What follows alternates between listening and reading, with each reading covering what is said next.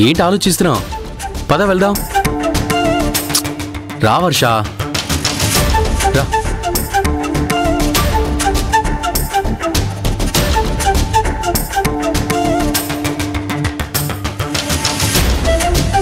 Cake cut చేయి.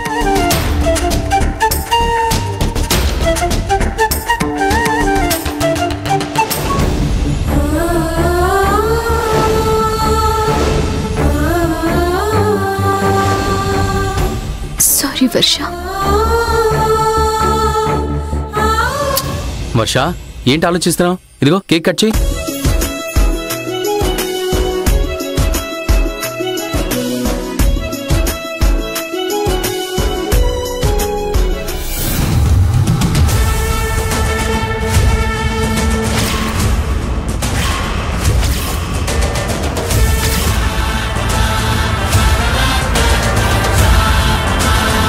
Rajiv,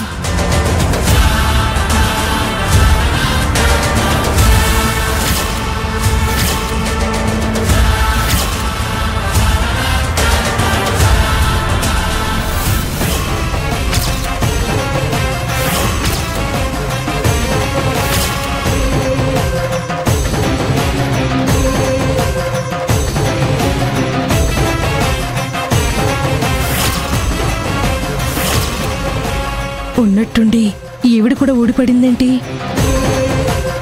sudden గా అమ్మొచ్చిందేంటి? అత్తయ్య గారు ఎందుకు వచ్చావు?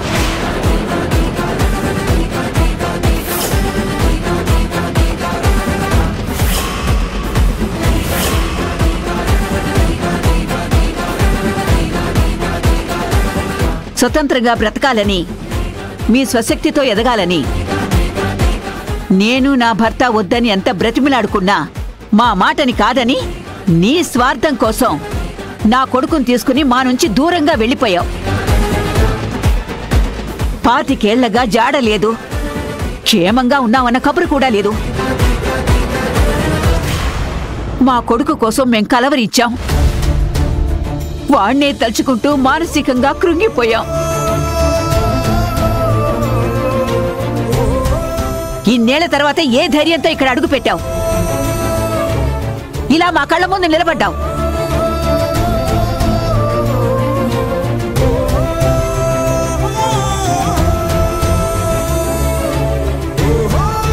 ఒక్కసారి నేను చెప్పేది వినండి అత్తయ్య గారు. ఏం చెప్తావు? చెప్పు, ఏం చెప్తావో? ఇదేంటి అత్తయ్య గారు భ్రమరాంబిక గారి కోడలా? అసలు ఏం జరుగుతుంది ఇక్కడ? నాకు షాక్ల మీద షాకులు తగులుతున్నాయేంటి?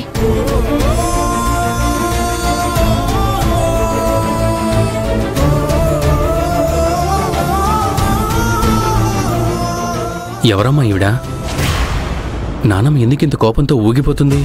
ఇంకా అర్థం కాలేదురా? భ్రమరాంబిక గారి కోడలు, కొడుకు భార్య. అమ్మా, అసలు ఏం జరుగుతుంది ఇక్కడ? దూరమైన వాళ్ళందరూ వరుసపెట్టి ఒకరి తర్వాత ఒకరు వస్తున్నారు. అదే నాకు అర్థమే చావట్లేదు. మాట్లాడవే. నా కొడుకు ఎక్కడా? వాడు రాకుండా నువ్వెందుకు వచ్చావు? చెప్పు. శ్రీకాంత్ ఏడి?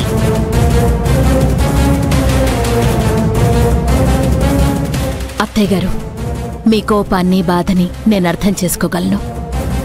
ఇన్నేళ్ళు మీ కొడుకు దూరమై మీరెంత నరక యాతన అనుభవించారో కూడా నేను అర్థం చేసుకోగలను. నేనిప్పటిదాకా మీ దగ్గరికి రాకపోవడానికి, మీకు కాంటాక్ట్లో లేకపోవడానికి బలమైన కారణం ఉంది. ఏంటా కారణం?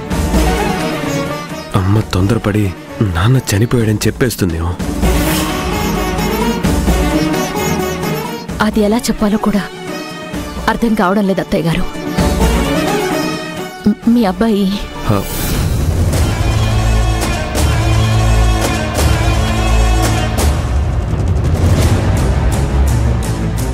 నాన్న బిజినెస్ పని మీద చాలా సంవత్సరాల నుంచి ఫారెన్ లో ఉంటున్నారు నాన్నమ్మ.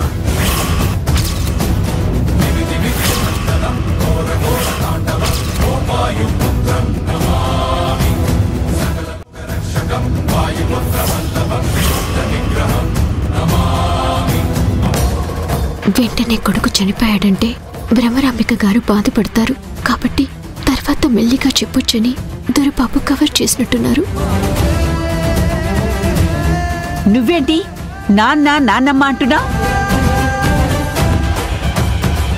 అంటే నువ్వు శ్రీకాంత్ కొడుకువా? అవును నానమ్మా.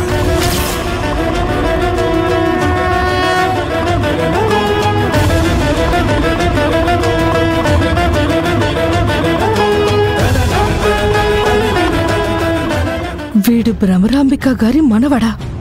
కొడుకా? ఓరి నాయనో, విధి నాతో వింత నాటకం ఆడుతుంది. ఆస్తి దక్కించుకోవాలన్న నా ఆశకి గండిపడేలా ఉంది.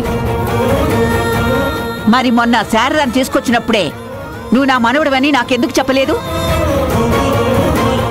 నువ్వు కూడా నాకు అబద్ధం చెప్పావా? అబద్ధం చెప్పాలని నా ఉద్దేశం కాదు నానమ్మా. మీరప్పటికే శారదత్తయ్య మీద కోపంగా ఉన్నారు. నాన్న మీద ఇంకెంత కోపం ఉందో తెలీదు. అందుకే సమయం వచ్చినప్పుడు చెప్పాలనుకున్నాను నానమ్మా. ఓహో, డబ్బు సంపాదనే మీకు ముఖ్యమైపోయిందన్నమాట. వాడేమో ఫారిన్లో, మీరేమో ఇక్కడ. బంధాలంటే విలువ లేకుండా పోయింది.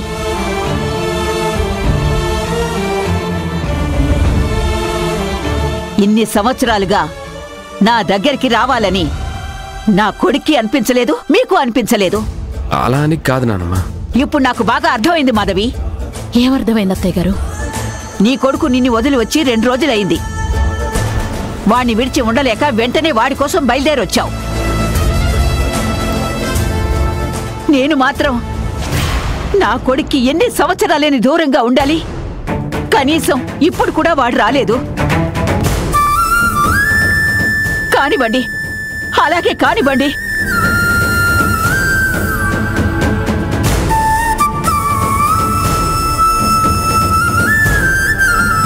నా తలరాత నా కొడుకు నాకు దూరంగా ఉండాలని రాసి పెట్టుంది. అంతే అంతే.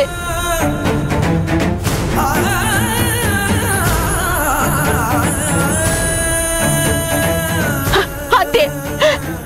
నానమ్మ నానమ్మ నానమ్మ, నేనిప్పుడు ఏమీ వినను. నన్ను ఒంటరిగా వదిలేయండి. నానమ్మ.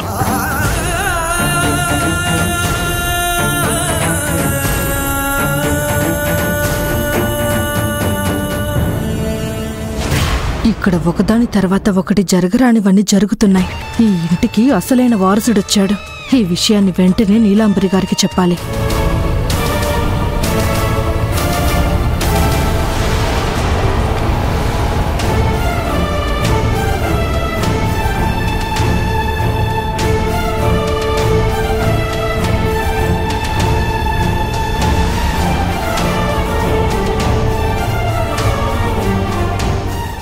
ఎందుకురా రాజీవ్, మీ నాన్న గురించి మీ నాన్నమ్మకెందుకు అబద్ధం చెప్పావు?